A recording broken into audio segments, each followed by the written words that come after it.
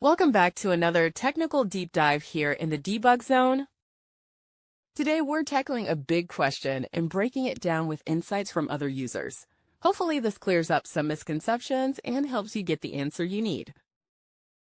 So buckle up, stay a little curious, and let's jump right in.